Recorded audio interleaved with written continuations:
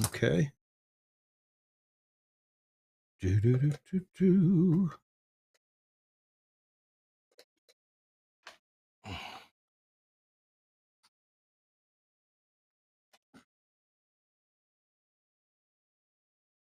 Do, do, do, do, do, do. All right, got the props in place.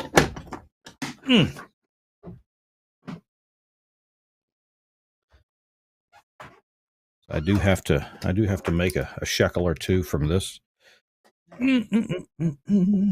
Okay. And the stream is starting, so I'm going to share that stream out to some usual places. Part of our outreach program, Kirk, is that we put this all over Facebook so that my friends cannot avoid seeing the show. Okay.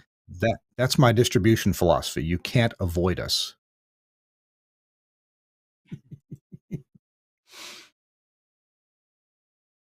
How's our lighting? Is it too bright? 1 sec. Because we do have a light on. We could turn it off and go back to natural lighting. Would you like that? Switch on the left, push the button.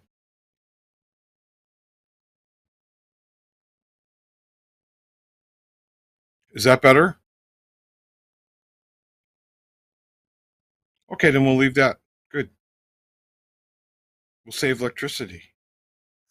Yeah, that's right.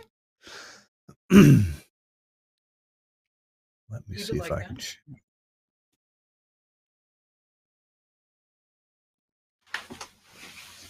Stand by.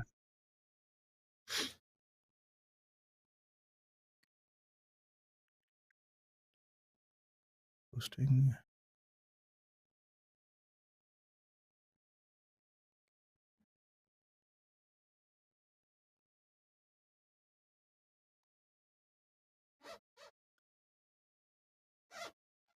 Most broadcasts have a transmitter. We have Kirk Harnack to share this on 3 different Facebook accounts.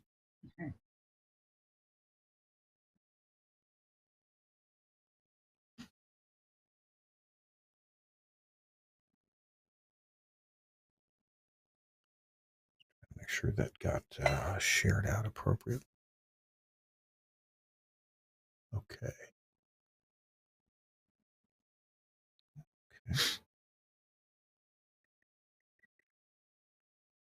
We're just a minute out from the start time, but of course this is a podcast, so it's okay if we start 15, 20, 30 seconds or 4 minutes late. We try not to, though. Let's see if we're out there. I think so. Let's go look at the TWiRT page.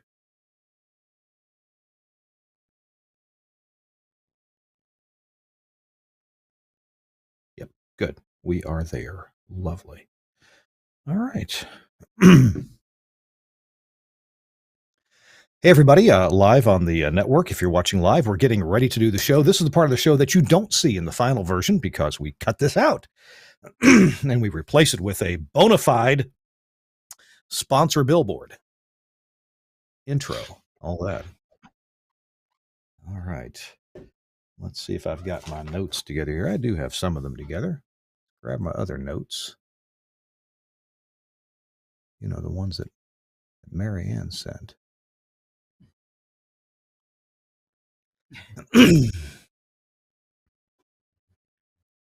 Yes, dear. All right. It's let's see if Chris Tarr ever answered. I don't think he did. So we're going to proceed with that. Of course, if you see him show up, Suncast, let me know. He would like to have been here. I think he had to take his daughter to the doctor. I told my daughter she'd just have to wait for the doctor. This was more important. Oh, I can turn my TWiRT sign on. Come on, come on. Oh, there it is.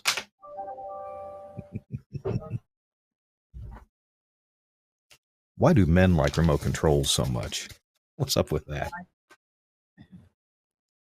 All right. Suncast, I guess with tapes at speed, and we're ready to go, right? Okay, here we go. I never did make up to the makeup department today. Oh well. All right, this is TWiRT 650, and our guest is Kirk Yano, and we will start the show. By the way, again, thanks for joining us live on the netcast here, all of you who are live.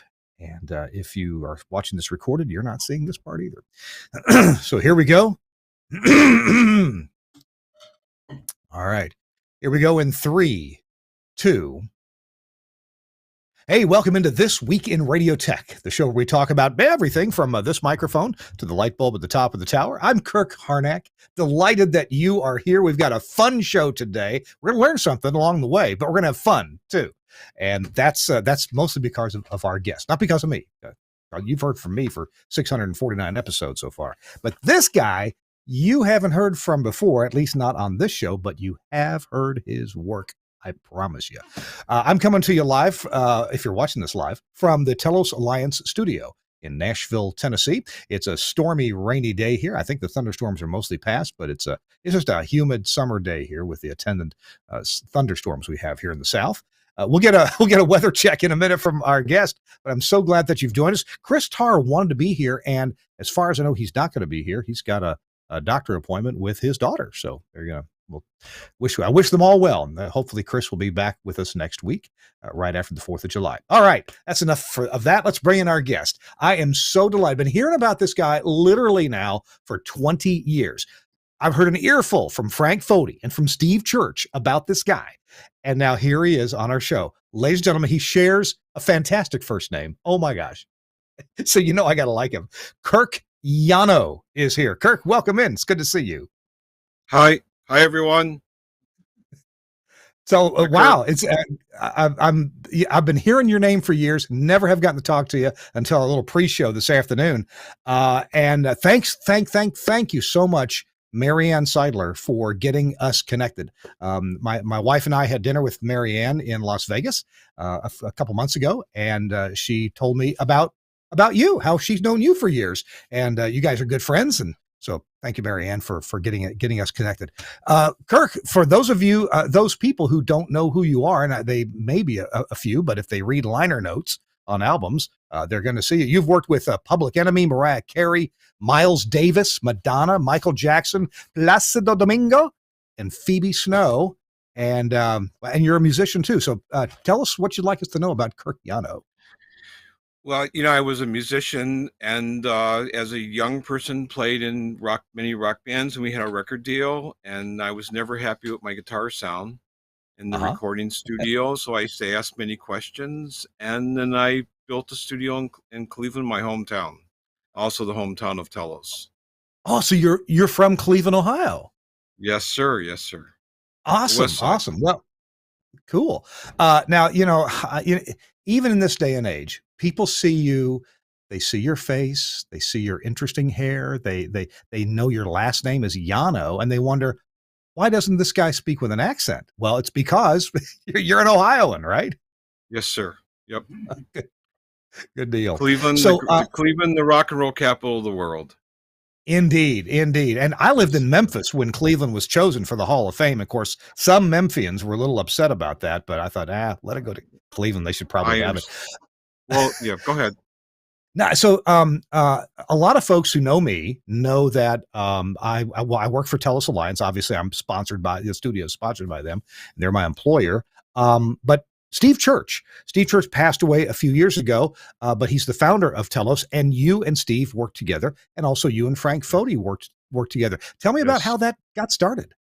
Well, I first met Frank in 1978 when he was an engineer at the radio station in Cleveland, WMMS. And we worked on some remote broadcasts together. And he was also a fan of a Cleveland band called the Wild Giraffes that recorded at my studio. So Frank would come and he would show up on Saturday and Sunday afternoons while the band was recording. I want to tell our audience that we've got several things planned in this interview, in this broadcast, this netcast. We're going to hear some stories about early days in radio, early days for Kirk Yano, along with Steve Church and Frank Foti. We got some Steve Church stories about the development of the Telos 10 telephone hybrid, and that's what started putting Steve on the map. It was actually Telos 1. It was a Telos 1. Oh, the Telos 1. Okay. was Okay. only like one channel, and then he added Yeah. more lines to it. And then but also we're going to hear before the show gets over, we're going to hear some interesting concepts from Kirk Yano about how music and audio processing in the music business has changed and developed, and what happened in the early 2000s that made mixing and mastering engineers approach audio a little bit differently. So we're going to talk about that. We're going to take a quick break right now, though. I'm talking to Kirk Yano. He's a Grammy Award nominated and winning, and I'm just so much going on with your life as a musician and mastering and mixing engineer, recording engineer. But hey, Nautel is a sponsor of the show, and you know we love Nautel so much. We appreciate them very much helping to bring this show to you. If you go to nautel.com and look at their HD radio offerings, Nautel has been super involved with HD radio from the very beginning of HD radio, and they have offerings now about HD radio that make it easy and convenient for you to implement HD radio. Hey, it's about time you did. Some of my stations are going HD, even in Pongo Pongo, American Samoa. We're putting an HD on the air. Actually, it's already on the air. Come to think of it, my good friend Russ Lafferty put that on the air. I'm doing one in Oxford, Mississippi here in just a few weeks. We're going to put in an HD2, 3, and 4 in Oxford, Mississippi. And we're doing it with the help of Nautel specifically. You know, this HD Multicast Plus that Nautel has really makes it easy. It's a combination importer exporter. And hey, if those words are foreign to you, hey, they were foreign to me too. And you can learn about this pretty easily. If you're in Jeff Welton's sales territory, he'll be glad to explain it to you. And actually, I'm sure anyone at Nautel we'll be glad to help you understand how it works. But Nautel has a web page specifically about HD radio. So you should click on nautel.com, then click on the click on the digital radio portion. Of course, they support DAB and other standards as well, DRM and DAB. But HD radio, if you're in the US or in a country that uses HD, that's where you want to go and check out their offerings. I'm about to install an HD multicast, my first one that I'm installing in Oxford, Mississippi, and looking forward to getting that thing programmed, getting beautiful metadata and artwork on people's radios for the songs, the music, the albums that are on the air, and we're gonna have a lot of fun with it. So please give Nautel your thanks. They are just amazing on what they do to make it easy for you to be a star, to be an engineer who really comes out as a hero. So please check them out at nautel.com. And thank you, Nautel, for sponsoring this week in Radio Tech. By the way, their Transmission Talk Tuesday roundtable discussions, those pick back up in mid-July, and we will alert you to sign up for the next one. You can do it now, but we'll remind you on an upcoming tour. All right, Kirk Yano is my guest, and Kirk, you mentioned to me 1978. You met up with Frank Foti, but also in around that same time, you made a trip here to Nashville, Tennessee, and I think you picked up a guitar. What do you want to tell me about that? No. Actually, it was the summer of 1978 when the Gulch was actually the Gulch. The Gulch, okay. Yeah. Now it's chain restaurants down there. Yeah. Yes. Yeah. Okay. But I came to Nashville and I purchased Roy Orbison's MCI console. He had just moved from Nashville to Los Angeles. So that was my first time to Nashville. Wow. And Music Row, yes. 1978. No digital tape machines yet. No, all analog. What, 15 IPS or 30 IPS? What kind of speed did you guys run? Actually, in the late 70s, it was still 15 IPS. Then they started thinking in the early 80s to record at 30 for better high end, but then all the records started losing the bass response because of the recording speed so fast. Interesting. So you made that trip to Nashville. I dare not imagine what Roy Orbison's MCI console cost. Was it a big chunk out of your wallet? No, it was $25,000 back then. Okay. Well, wow. That I could not even imagine. It was What's a studio. happened? It was US Recording, which then became Ronnie Millsap's studio, and now I think it's I think it's still a studio now in Music Row. Wow. I was just driving up and down Music Row a couple days ago with my wife. We were taking a shortcut through town, happened to go through Music Row, and in fact, it was Tuesday morning. Tuesday morning, I was driving up there and pointed out all the publishing companies and the BMI and CSAC and ASCAP and then some recording studios. The RCA Quonset hut. We drove by that going Yep. back home. We actually did a TWiRT show from the Quonset hut. Come to think of it, that's amazing. Is that MCI console still viable, or is it no longer?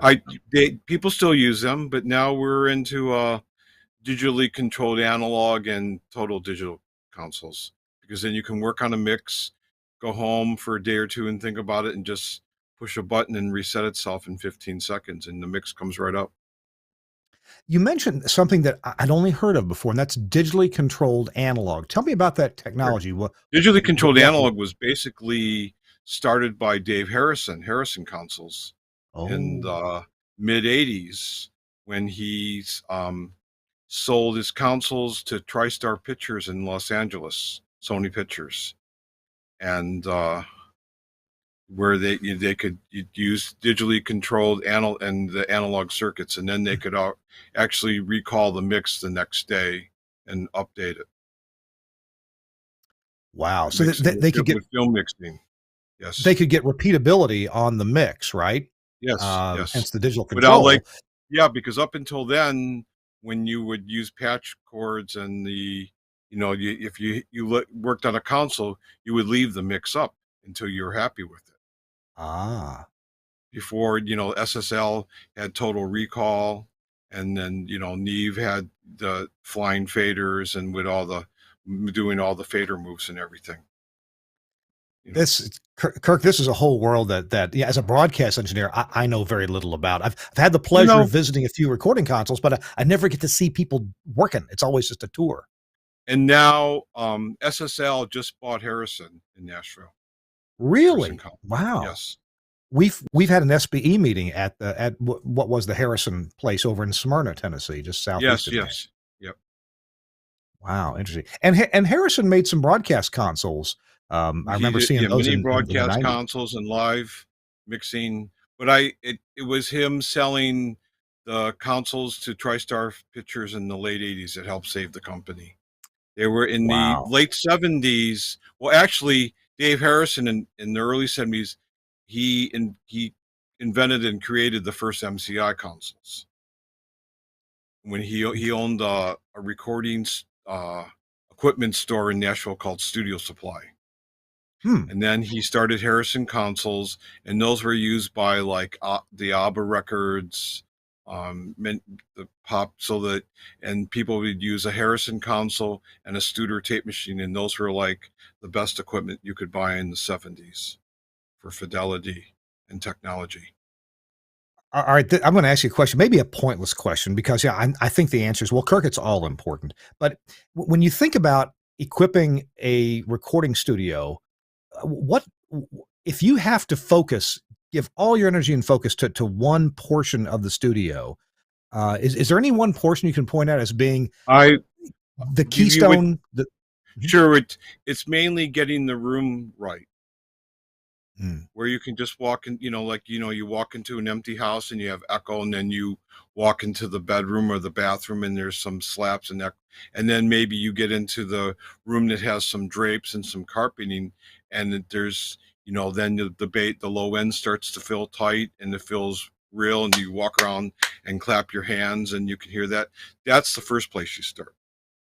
It's Yeah, getting the room yeah, acoustics right, because you can I, always flip out equipment, and then you and I find a guess pair if of monitors that, yeah, sound true to the music that you like and that you're working with, and then you start purchasing equipment.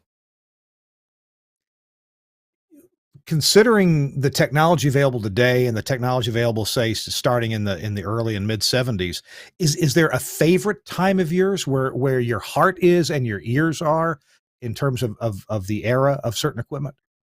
I love early 70s audio equipment, because it was the beginning, the end of, it's like, transistors into the IC chip, the integrated circuit, Yeah, and yeah. and it's the IC was a little bit more reliable than transistors and the power supplies, and the transistor and the IC had a little bit more crunchier sound than a tube, but that's what gave the sound the sparkle in the 70s. Interesting, because today we have a lot of acoustic technology and things to put Yeah, on the wall and construction yeah, techniques. We have huge selection of microphones, things going back to World War II era to yeah, yeah. thoroughly modern, and we have recording stuff that I mean you will record the faintest pin drop, great noise floor, and yet that may not always be kind They of where don't. your heart and soul is. Well, I think the word of the day is slew rate. Ah, Slew rate which is yeah, the speed that the sound travels through the circuit. And uh-huh. sometimes when, the reason, you know, Slash of Guns N' Roses loves an old Marshall amp because you're going through tubes, because by slowing down the sound, it makes it a little bit warmer, browner, and it gives the fidelity. You really feel it instead of just be going so fast. I mean, it's one thing to talk in a mic and see the meter move, but it's another thing to run through the circuit and develop the sound and a characteristic from that you're getting from the circuit and what you're going through. Seeing your Shure microphone there, remind me, that's a Shure SM what, This is 7? a SM7, but from 1978. So Oh, I've used one of those when I was on the air at WEKY in Richmond, there Kentucky you in go. 1978. How about that? Yes. Um, Yes. there's a radio station and I follow them on Facebook. It's in Belgium, and they have all modern. In fact, they have Axia audio consoles there. A Mm-hmm. beautiful modern studio with incredible wraparound monitors all over the wall. The place is just so hip and fun, and the talent is just really sharp. And their mics are all exactly what you have, Yeah. including without the The foam. foam, the pot. Yeah. That normally lasted a year or two, and then it fell apart. I think when we were sick with the flu, we would swap out the foam at our radio station. Okay, so well, into radio, back to you've got some back more. to slew rate. So then Oh, another slew rate. thing of consoles of the 70s, they all had transformers, inputs and Right, output. And right. that was one of the things that they started taking out of consoles and tape machines in the 80s, maybe saying that it'll have a faster slew rate, but also probably to save cost because it's iron and steel. Mhm. And but then that's when records started losing the low frequencies. You didn't hear the kick drum and the bass guitar as much. It was Hmm. more about the vocal and reverbs and effects and things. But was that about the change in transformer to transformless, or was that more in the style of master, Well, recording, I mixing, and think mastering? that it was less transformers in the recording chain, but also into mastering. Yes, where people wanted to hear more high frequencies. They wanted to hear the voice. They wanted to hear the hi hat. The and the Gotcha. cymbals, the high frequencies of the mix. We're talking to Kirk Yano. He's a Grammy award winning musician, producer, recording engineer, a mastering engineer. Done just so much here. Um, and I'm just delighted to have Kirk with us. Not only does he share my name, but I can learn so much from him. I wonder if we might return to some WMMS stories. I know that you and Frank would work on some live remote broadcasts using Marty We gear, and most of Yes, us know what that is. we started using those, doing a remote with WMMS in 1978 for a Mm-hmm. series called the Coffee Break Concert, and the club was maybe 6 or 7 blocks down Euclid Avenue, and I would, from my little mixing console, I would run a 1K tone and shoot it back. And Frank would move his antenna, and then he'd go, "Can you climb up and move it over a few more inches to the left?" And and we would try to get the strongest signal, consistent signal, and then we would start our broadcast. Wow. And Yeah. then Yeah. eventually we moved to the Agora nightclub, and then they had 10K phone lines. Ah. You in the late remember if they were 70s. stereo?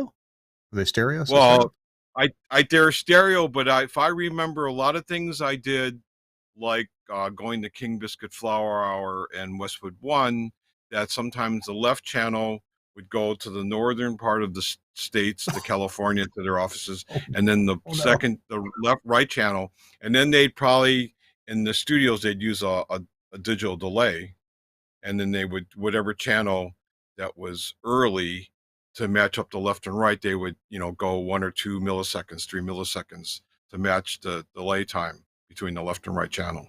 Wow, would they go to that much trouble to get the? Because I of mean, the because of the time going from our in our phone lines, because yeah, you could going, get. maybe the left Yeah, channel went north and the other one went south, and you lost some lag there. I only occasionally had to order a stereo pair, but I thought we were able to order it, and we told them matched phase or same path, Yeah, well, and maybe that you didn't know always happen, did it? well, it was the 70s and the early 80s. Yep. I worked But at a rock then, station. Go go ahead. ahead. No, please go ahead. You worked at a rock We station. worked at the rock station. We carried a live concert from the group Flock of Seagulls in the Yes. early 80s, and one channel was out of phase with the other one. So we Yeah. rushed to the station, went to a punch block, swapped it around because we couldn't swap Yeah. it anywhere else, Yeah. and fix that. We had to remember to fix it back because the rest of the shows from the satellite were fine. Yep. That's Oh, gee. many. We had to do many things like that. Oh, my gosh. Oh, my gosh. Phase was a big problem. But, and then by the mid 80s, late 80s, then the early days of ISDN, but the input and output was with a company called EdNet, I heard of where that. they leased the equipment. And that's when Steve Church got the idea of the Zephyr Mm-hmm. for, with ISDN audio. Wow. Wow. Hey, we are talking with Kirk Yano. It's This Week in Radio Tech, our 650th episode. We're going to take a quick break right now to hear from one of our sponsors, and then we'll be right back to talk to Kirk about more about mixing audio for radio and more radio stories and some of his experiences overseas with French hip hop music. That's pretty interesting too. So that's coming up. Well, our show's brought to you in part by Broadcast Bionics. That's Dan McQuillan and his company in England. What a sharp bunch of engineers. They partner a lot with my employer, Telos Alliance, and one of the amazing things that they have developed was just shown at last year's IBC in September and at this year's NAB in April, and that is a product called Virtual Rack. Now, if you've been to any SBE meetings or any NAB meetings where I've been talking or seen any of our webinars from Telos Alliance, you know that this whole idea of virtualizing broadcast infrastructure, that's got legs. And part of the reason is because the rest of the IT industry is doing that for all kinds of things. Financial transactions, for example, if you send me money with PayPal, it's going through a Docker container or a bunch of Docker containers on its way from you to me. Thank you very much. And one of the problems, though, with containerized software is, it installing it and configuring it and maintaining it is not a skill that most of us, we broadcast engineers, have. But guess what? You may not need that because of something that Broadcast Bionics has done. They've made a product called Virtual Rack. And Virtual Rack is so cool. It makes this really easy. There's a picture of it on the screen if you're looking. Comes in a couple physical sizes.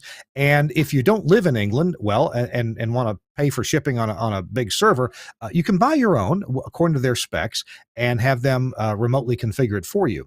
But Virtual Rack, you turn this thing on, it gives you a graphical user interface. And just like an app store, you actually pick the broadcast infrastructure apps that you want. On the screen right there are 3 different things from Telos that are available, but there's others as well. I did not realize this. I was hoping other manufacturers would come along and start doing containerized software, and now some of them do. So you can choose from a variety of apps, including a phone system, audio consoles, audio processing now, and there's other things that you can pick, and you can like an intercom system, and you can literally click on that app. It will self-install in the virtual rack as a Docker container. And then you can manage it. You can manage it with third-party services like Kubernetes, or you can manage it with the facilities available in Virtual Rack. So it makes it much more friendly, much easier for people like me to install containerized software. Now you don't have to go this route.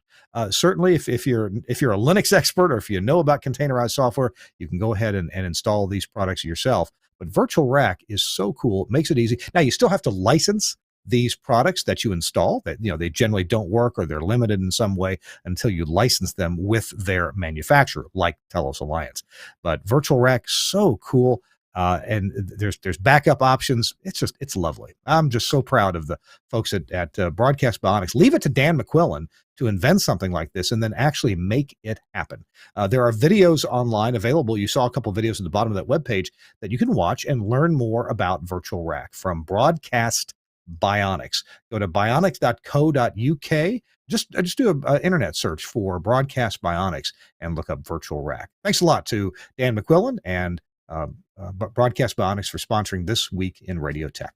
All right, it's episode 650. We're talking with Kirk Yano. He's a world-renowned musician himself. He's plays himself and recording engineer and mastering engineer. Kirk, we wanted to talk about mixing audio for radio, and back in the day, one of your keywords was headroom. Headroom. Tell me what was some of your goals in mixing audio that you knew was going to be on the radio. That you took event. You were aware of not going over 0 VU into the red, and then with the tape machines, we already calibrated the machines at elevated levels.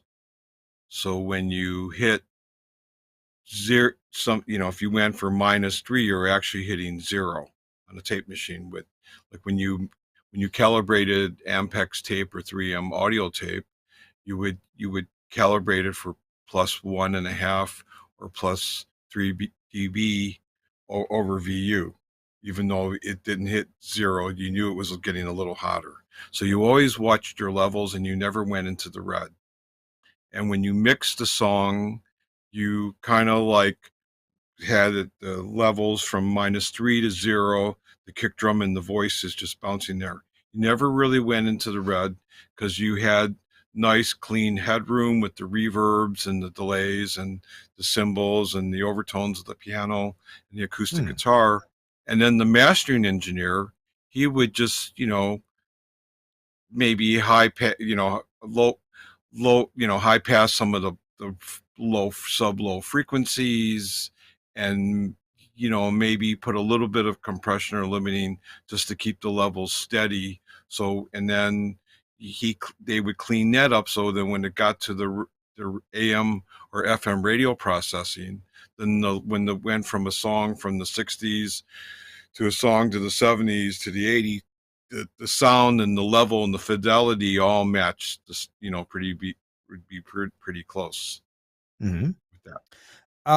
Things began to change though. I think you told me around the early 2000s when people started consuming music, no longer via the radio, but via some other means too. And artists and producers said, we're not going through the radio anymore for some of our listeners, but we want it to sound like it went through the radio. They wanted the nice, changed. They wanted the nice, the nice sizzle that the FM processing did to the sound of the vocals. And when you listen to Steely Dan records on an FM station in 1978, it was the most perfect audio. Or you listen to the Sade records and different Pink Floyd records in the 70s. Yeah. I mean, when you listen to the balance of the low frequencies to the mids to the highs, they were all nice and even and very clean, no really distortion, and the balance of the things, and the voice was right in the center, and you could feel the kick drum, and the cymbals were right behind everyone, and the acoustic guitar, you could hear the pick against the strings. Right. By in the 90s, people started to make records a little bit hotter. So then they started doing the elevated levels on the analog tape, the +6, and by the late 90s they were doing +9. So when you actually hit -3 below 0 VU, you're actually, the meter is already pinned, Mm. actually, and how the machine. So then mixes became a little bit distorted. And then what was happening in the 90s, people were mixing to DAT machines, DAT Hmm. tape, the digital audio tape machines, instead of analog machines, mainly for convenience and the cost of the tape. Because a roll of half-inch tape for half-inch was maybe $100 a reel, and you're Mhm. running at 30 yips, you would only get 15 minutes of tape. Where a DAT tape, $10, and you have 60 minutes or 90 minutes. So they could do the Mm. main mix. They can try another one with vocal up, snare drum up, and alternate mixes, and would just be on the little digital audio tape. But the the proper way of calibrating a DAT tape machine, that was the sort of the law or the setup from Sony and Panasonic tape digital tape machines, was -18.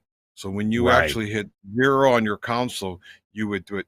But what most engineers, they didn't even understand what elevated levels and doing levels like that. So they would normally be at -3, or sometimes take the DAT tape and it would go into the red. And there's one thing about analog tape with distortion: it's nice and warm and creamy and it feels good. But when you do digital, when you distort and you overload digital tape, it just becomes crunchy and dirty, and sort Yeah. not it's not friendly sounding. Yeah. Yeah, creamy, that's the first time I've heard that word. That is that a music producer Yeah, word? I It think sounds I say, or creamy? you want, when you play to a great, like an old Vox amp or a Marshall, you want the guitar to be nice and warm and brown Yeah. sounding. Like you think about how the fuzz tone was invented in Nashville in the early '60s. Kirk, I just thought of a question I've always wanted to ask somebody in your shoes, in your position, sitting at a desk, at a mixing desk, recording. So you got the orchestra, you got the brass, synthesizers, guitars, drums. You've got the singer in there. Maybe not all at the same time. Maybe they came Yeah. in separately. Whatever. Well, so, and yeah. and you're and you kind of like, I mean, you can't like every song that everybody wants to perform. There's something to like about a lot of songs, but once in a while I gotta believe you hear a song and you go, wow, that needs to be a hit. That is amazing. No. And I mean, and the amazingness, from the writing of the song to the arrangement to the recording technique to the mix, to whatever frills are added to it. And I'm curious, how many times, as the guy sitting behind the desk hearing this, nobody in the public has ever heard this song, and you're hearing it. And I was thinking about you. You were the recording engineer on Mariah Carey's Christmas album, and And also her song Dream Lover. okay, how Okay. do you know this is going to be a hit, or this has got to be a hit? When If you if the business end plays it right, this is going to be a hit. Well, in the days of the '60s, '70s, and maybe into the '80s, when an A&R person or a person that worked for the record label would sign an artist, they would, in their mind, they would think of the producer they would use, who was going to help translate that artist and put them on tape. So when you heard it back, you would go, yeah. And then the producer would pick the recording studio and the engineer that he could trust, that then he would think about the drummer they were going to use, and which piano player, and two or three guitar players and the bass player. I mean, when you think about, in the '60s, Phil Spector, creating the wall of sound, Right. you know when he thought about using three guitar players and two bass players and two drummers and a percussionist. Or when you think about all the records that we loved in the '60s, which were, when you think about Sonny and Cher and Glenn Campbell Mm. and the Beach Boys, and but they were all the same backup group. It was the Wrecking Crew. the same musicians on the West Oh. Coast. Oh, yeah. When when you think about, there are great movies about that, but it was all the same musicians, just a different, maybe an arranger, and the whole key of the arranger is taking the vocalist and finding the right key and building the right parts around that and finding the tempo of the song for the singer. And when Yeah. you find all those different elements together, of course, when there's that one song, of course your hairs pop up on, even I remember as a young person in my studio in Cleveland recording young bands, and you would find that one thing, and then the song, that what certain couple songs would become regional hits on WMS. Oh, yeah. Of course. Of course. Yeah, back when we had Just like regional hits. In Nashville, how they would, you think about the different sounds of the Billy Sherrills and the Jim Ed Normans, and how the development of making records in Nashville, how they started, using the different musicians, and Larry, how they created the Everly Brothers records, and Patsy Cline. I mean, most of those records were the same people Mm, in the same studio, RCA, or I mean, most in the 50s and 60s, the only studios were in Nashville were owned by the record labels or production yeah. companies. Owning Right. a recording studio, was by the 60s, 70s was more like a rich kid's game. Like, a person that he was interested in that, but his family had money to purchase the gear. It wasn't until maybe until the 70s, into the 80s, where, Atari and Tascam and TEAC had more semi-pro equipment, and from people being able to buy that gear, that helped them save up money to buy the MCIs and the Studer machines and the Harrison consoles and the SSL consoles and Neve consoles.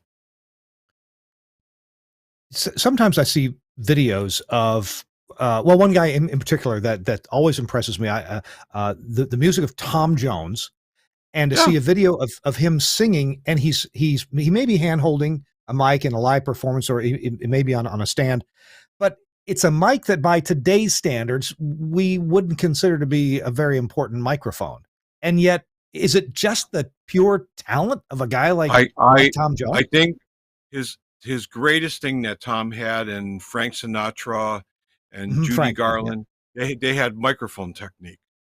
They Oh, knew how to sing when they were soft. They would bring the yeah, microphone in. As it right. got louder, they would pull it back. You When you heard a record either in the studio or live from Aretha Franklin, you never heard her sing a bad note, because all she would do, or she just pulled a microphone and turn sideways and cough or take a breath. Or if the singer feels that they're going a little flat or sharp, and they're losing their pitch, they just pull the microphone away. Hmm, hmm. That's the problem of most young singers today, is they either have a headset mic, so they have no concept of microphone technique. Or Ah, and a no, that lot of the yeah, records that we love, um, it's the artist will sing the record once or twice, and then they put it into a software or a plugin, or how, what you're called auto tune. And there's sure. also a software called Melodyne, where you could actually create phrases and melodies in Melodyne. And I don't want Uh, to upset some people right now. This is just my opinion, but uh-huh. you'll never see like a Taylor Swift in a karaoke bar, because she'll need her processing rack. But then an Adele or a Beyonce, they can go in and kill it, you know. Sure, Sorry, Taylor. sure. Um, and then you got some singers who are too busy dancing, and I hadn't thought about Well, the head worn microphone, yeah. but they're too busy. They're too busy. Whoops, I said it again. I'm sorry. Uh, and then another singer who I never saw, maybe as a child, but I didn't remember a video of him singing until I looked it up on YouTube, and that's Andy Williams. And this guy Oh, would sing toward the ceiling so yeah. that his throat was just completely open, to Yeah. getting that out big time. And oh my goodness, what a singer! I mean, Wow. he was, and you think about all the careers he helped with, you know, Andy Williams, the Osmonds, you know. Oh yeah.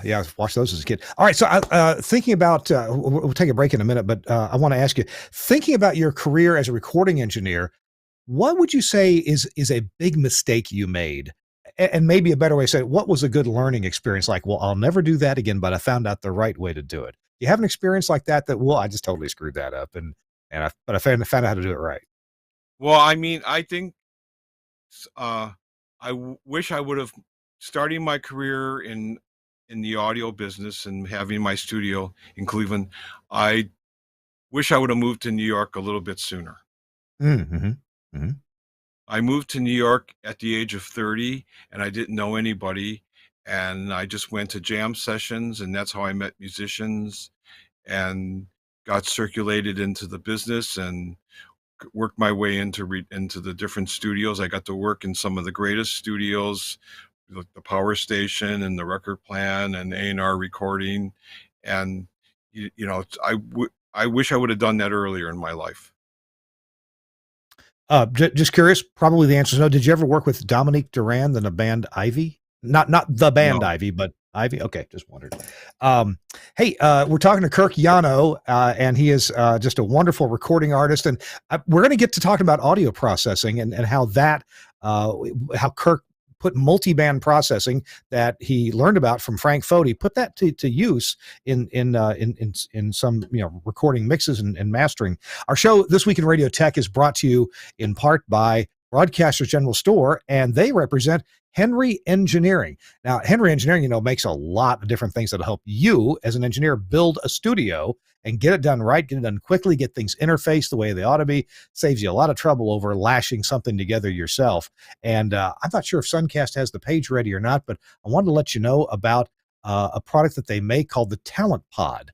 The Talent Pod is an announcer. Well, it's actually the Talent Pod 2. They've re-engineered it, made it better. It's an announcer's mic and headphone controller for use by talent, particularly at remote broadcasts. It's ideal for use at sporting events and on-location broadcasts. The Talent Pod 2 solves the problem of providing talent with a mix of the local and the return IFB or backhaul audio for their headphones. So its simplicity allows for truly error-free use by non-technical users. Several units can be linked together for use at broadcasts with multiple announcers. The Talent Pod 2 provides the announcer with a convenient way to turn his mic on or off and control his headphone audio. There's a big illuminated mic on-off button and also a cough button, which just temporarily mutes the mic audio while they hold it.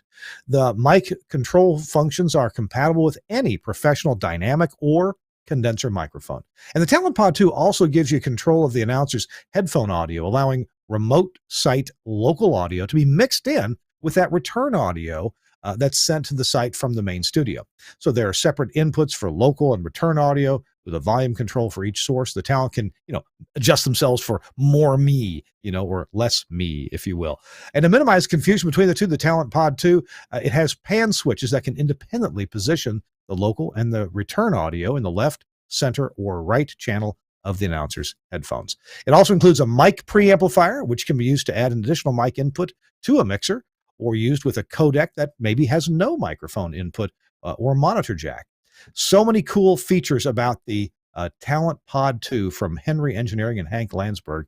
You need to check this thing out. And the place to check it out, well, it's our friends at Broadcasters General Store. Their website is bgs.cc. bgs.cc, and you can see they carry all the modern stuff. And hey, if you're doing video, they got lots of that stuff too. Oh, look, there's the new Rave mixing console from our friends at Angry Audio. It's an analog mixing console. Doesn't have any digital in it. Maybe the meters.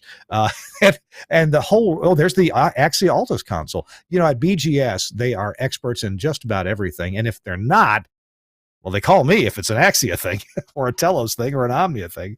They're really helpful at bgs.cc. You can give them a call at 352-622-7700.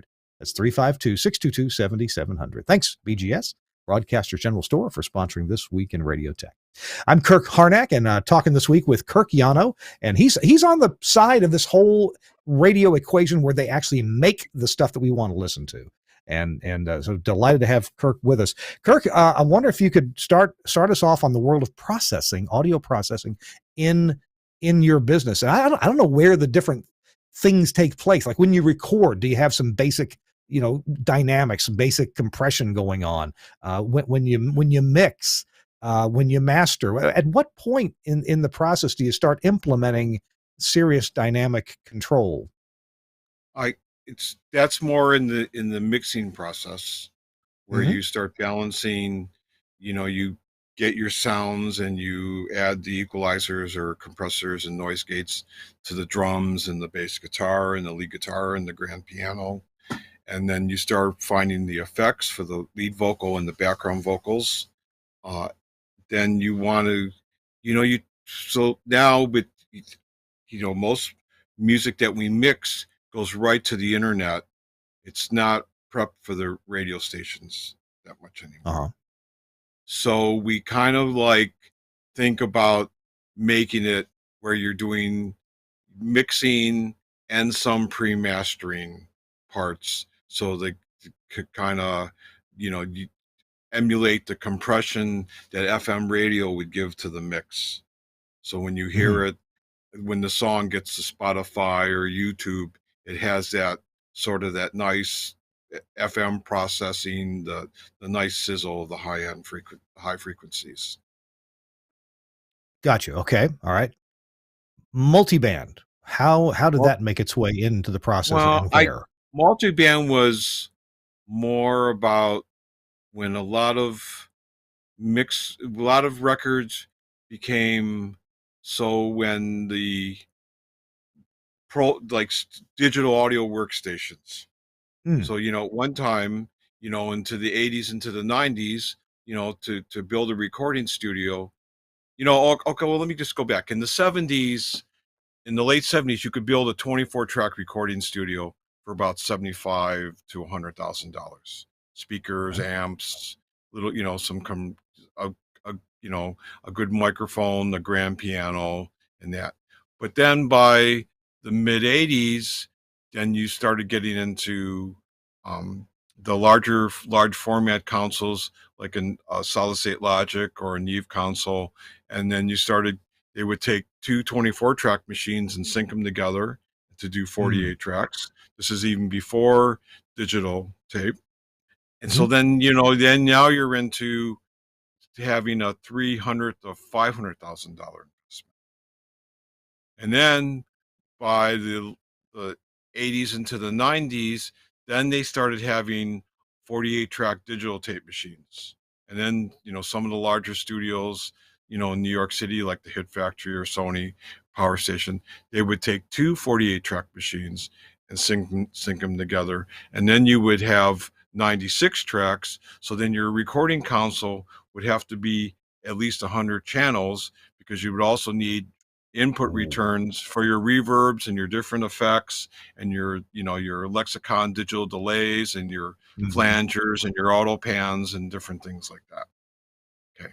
But then, and then on the semi-pro market at that time, they had the digital multi-track tape machines like the ADATs and the Tascam, where they took 8-track machines and they linked them together. So that's good.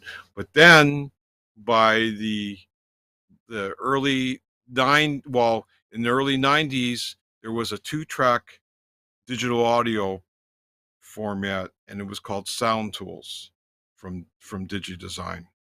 And then they went into 8 tracks, and by the early 90s, they had 16 tracks. And then, and you had to buy different interfaces, and you had to buy a Mac computer, and you had to buy a card that fit into the PCI slot and everything. Then they came up with a unit that you could do 24 tracks in for $1,000 in your Mac computer. And that's when the whole world sort of started to change, because instead of people going to a nice, studio, whether it was you were in Cleveland or Detroit or New York City, they were starting to do it in their homes with this digital audio workstation format. So a lot of these guys, they would, they didn't understand about gain structure and clean an audio path and everything. They were just happy that to see the drum machine or their piano and guitars and the meters that they were recording into the computer. And Mm. then they would do the vocals. So, and then they would mix, and they didn't really, all the faders, they didn't really understand about, the zero VU. So then the mixes were, a lot of them were really hot and over zero VU and, like +3. Then they would take that, then they would get a record deal, and then they would go to the mastering studio, and the mastering guy would say, well, I can clean it up a little bit, but it's not going to be as loud. So that's the beginning of when people started to understand what a multi-band limiter could do by being able to adjust different frequencies at different times, and sometimes at the same time, and that would help save the levels. And the Omnia invention of the declipper and different things like that really helped the radio and the music world for mastering, and for the radio stations, because some records were distorted in the low frequencies or in the mid frequencies or the high frequencies. The Omnia was able to catch all that stuff. So you could go from 10 different records with different sounds, and the multi-band limiter would help fix all that, or at least make it a little bit more consistent. Right, right. Make it more consistent. And now we have audio processors in broadcast that have an undo section that tries to undo the heavy processing which on is some of the which stuff is we the receive. greatest thing. Yes, because by 2003, 4, 5, then it became the volume wars of records. Mm. And any CD that you would buy, as soon as you put it into your machine, the levels are just red. Or if you ripped the audio and you played it and you showed it on in your audio player, it looked like there was no hairs on it in the audio file. It was just like a flat Yeah, top, yeah, you know. yeah. So the undo thing on the Omnia 9 is a fantastic thing. More people in the world should be using it, but a lot of the broadcast people understand. There's some people in the music world that haven't even discovered that yet. But I think I feel the undo was a fantastic invention. How do we I say? I'll speak a little bit, and this might be heresy to some people, but I've experienced it, and that is that people like Frank Foti, people like Hans von Zutphen, or people like Leif Clayson, or Cornelius Gould, they have an Yes, excellent sense of the timing of the dynamic actions, such that it plays nicely with this thing here, where we perceive all this, yes, our brains, and you can design an AGC, a limiter, a clipper. You can design them textbook. And that doesn't tell you anything about how it sounds. It just tells you what it did to the signal. But if you are a person like one of those that I mentioned, and you probably have to add Bob Orban into that group, people who have listened for literally tens of thousands of hours to audio under yes. processing, and they kind of they experiment with the timing of all this stuff. And they get it to the point where sometimes the processing does nothing because it doesn't need to do anything. And I just know that when I've listened to some Yeah. processing by Frank Foti, by Corny Gould, my brain gets happy. Yes. Yes. It all becomes musical love, There you go. But There you Bob go. Orban, you know what? You think about, he was the guy in the 70s that, he started building semi-audio pro gear with his spring reverbs and his Mm, limiters, and then he got into audio, broadcast audio, and yeah, I would say he was one of the early guys to really under to get into that, to understand it. yeah. Yeah. But we We love the corny rocks. He does. He absolutely rocks. He He's does. been here in my Yeah. office. We shot You some know, video together. Yeah. I knew his father. His Oh father yeah. was a Neil. His father was a very well known Cleveland musician, and he owned a music store in the '70s into Mhm. the '80s, and he supported the whole Cleveland scene. He was a wonderful man. Wow. Wow, he was. Unfortunately, he just passed away recently, but Yes, wow, thank you. Thank yes. you for letting me know that. I didn't realize some of that. Kirk, we're going to take our last break. When we come back, it's going to be your turn for a couple of minutes. Anything I haven't asked you about that is on your heart that you want to impose upon our audience, that would be the time to do it. I'm sure there's a million Okay. things that I haven't asked, but there must be something on your mind that, hey, he didn't ask me about this and so on. I really want to tell his audience about that. So hang on. We're going to get to that in just a minute. All right. Our show this week in Radio Tech is brought to you in part by a couple of more fantastic companies. And I just talked to Mike Dosh yesterday about this and other products. This is the USB analog audio gizmo. Now you think, well, I can get a USB interface for my computer anywhere. You can't get this one, and it's important that you understand what is special about this. The main thing is Catfish, Mike Dosh, designed this thing. He's a designer. He designed this thing to break the ground between the computer, which is probably a noisy ground, and the audio, your sensitive audio gear that you're plugging the analog part of this into. So you need to get in and out of your computer. Sure, it comes with the USB cable, okay? And it's a very standard, any computer will, any operating system will recognize this as a standard audio interface. But here's the audio outputs and inputs. They are on, regular Studio Hub connectors here, and you buy this, and it comes with the adapters for Studio Hub. So you get XLR connectors. If you don't need them, you can go right into the Studio Hub wiring right there. And this thing is so quiet. I mean, it's just basically theoretically quiet, and it's just a terrific interface. I'm getting one for my new radio station in Oxford, Mississippi. We've got a need for that in the studio to hook up to a small mixer in the studio from the computer. So check it out, the USB analog audio gizmo from Angry Audio. By the way, you saw on the screen for a few seconds a new audio console from Angry Audio. It's an analog console. It's fully analog. It doesn't even have USB on it. And it's not available yet, but it's coming out later this summer. I talked to Mike Dosh about that. It is pretty cool. So thanks a lot, Angry Audio, Mike Dosh, for sponsoring This Week in Radio Tech. Hey, our other sponsor is Max Connect. Gary Morrill is going to be here to tell you a little bit about the wireless part, but then I got some other news for you too. Hang on. I'm Gary Morrill, Midwest Regional Director of Engineering for Alpha Media. When I first spoke with Josh Bone about Max Connect, he told me they'd work great for remote transmitter sites where connectivity was a challenge. And he's absolutely right. We even have sites where we're using this as a backup to our STL using Max Connect's dual carrier option, and it works perfectly. We also have times where we need to be able to get out to a venue where it's kind of challenging because everybody and his brother is trying to stream video at the same time, like at a big sporting event. And you know what? Our data gets through every time because it's prioritized packet data. It works for us. It'll work for you. Max Connect. Check it out. I've got one too. This one happens to be a pep wave. And by the way, I just talked to Josh Bone about Max Connect today.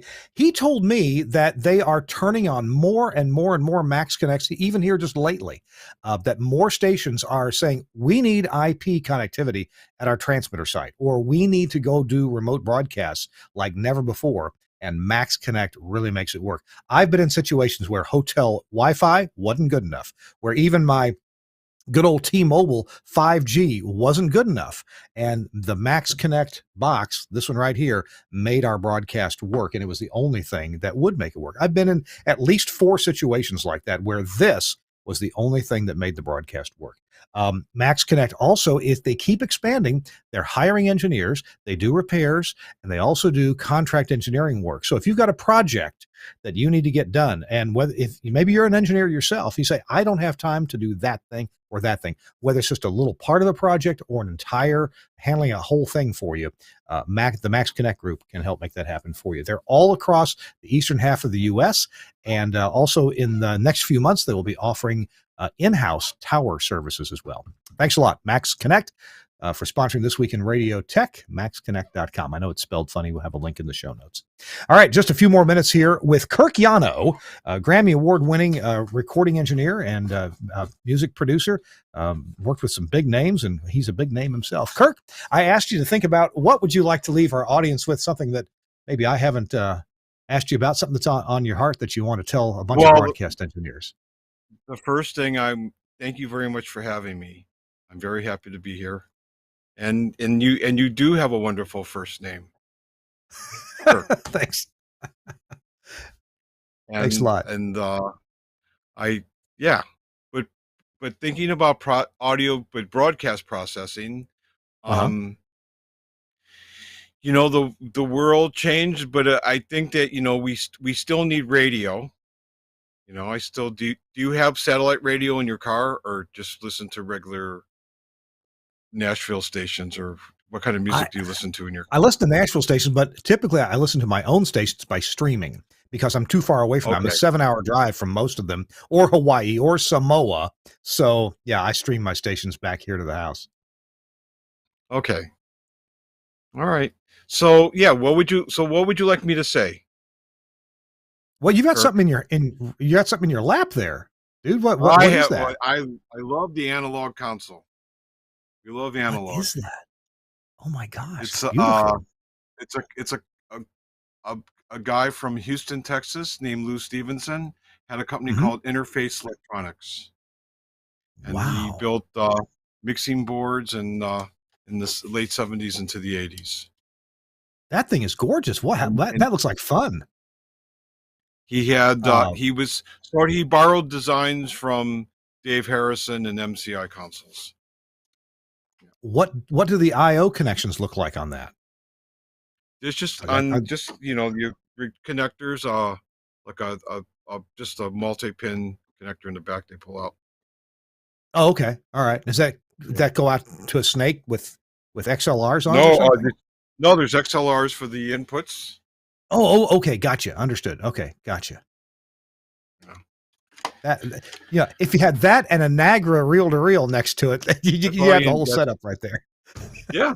Or a 4-track recorder. You know, he built in the audio in the mid 70s, you know, people were just experimenting to use 2-track and 4-track, you know, recorders at home, and they would do sound on sound or bounce, you know, from one tape machine to another tape machine. Gotcha. All right. Kirk, it's been delightful to have you on. Please give my best to your friend, Mary Ann. She's delightful as well. I've enjoyed working with her very much. Okay. Yes. All right. Kirk. All right. Yano. Kirk Yano from New York City. I've just great to have him here on the show, and hope you learned something. I had a good time and learned a few things as well. Your comments are welcome. You can always send an email to thisweekatradiotech@gmail.com. And we got another show coming up next week. We are going to do a show on July 6th, 2 days after the 4th of July. We got a show coming up. In fact, you know, give me 2 seconds here, and I will look and see what our topic is. Then I should have had this. I do this every week. I should have had it in mind. We don't have it set yet. So who knows where we'll be next week? Maybe we'll do a live remote from somewhere. We got to go. I want a big thanks to Suncast for handling the production values and switching so adroitly. Thanks to Marianne Seidler for connecting up with Kirk Yano and persuading him to be on the show. And thanks to Kirk Yano. We got to go. We'll see you next week on This Week in Radio